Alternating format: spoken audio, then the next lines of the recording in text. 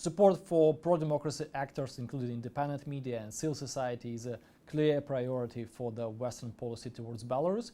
This commitment is being upheld and it is working. The aspects that are not working relate to the policy towards Lukashenko's regime.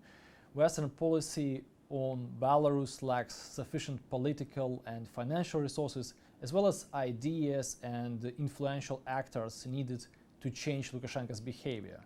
Belarus in general is perceived as unmanageable and not very relevant issue. That is why not so many Western policymakers would like to build policy towards the country.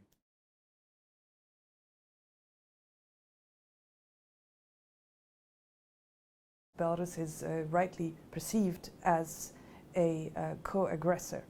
This has huge implications in terms of reputational damage, for example, in the UN, and also in terms of sanctions. This situation is damaging for the Belarusian population, which, if you remember, has already been suffering for the past 4 years of continuous repression. And that's why, in my view, it's quite unfair for Belarus to be only perceived through this lens as a co-aggressor country, because in the first place, Belarusians have been fighting for their own rights and freedoms under a dictatorial regime which has gradually been selling it out to Russia.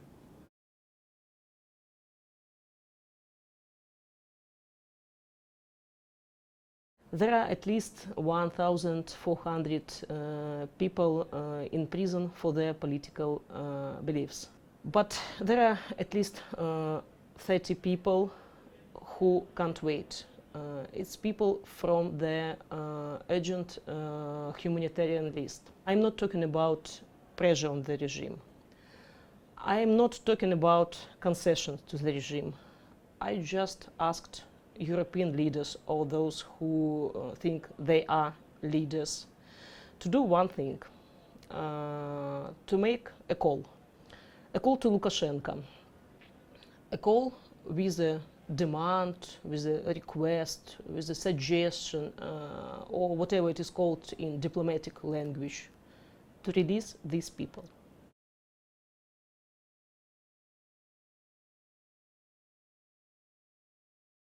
I would say that the Western policy cannot and should not ever bundle together Belarusian people and the regime.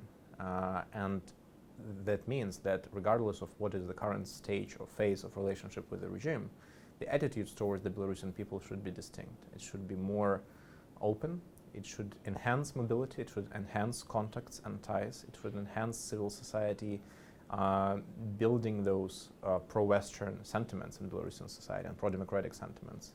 It means support for the media, but it also means not helping Lukashenko and Putin to seal off Belarus from the Western world.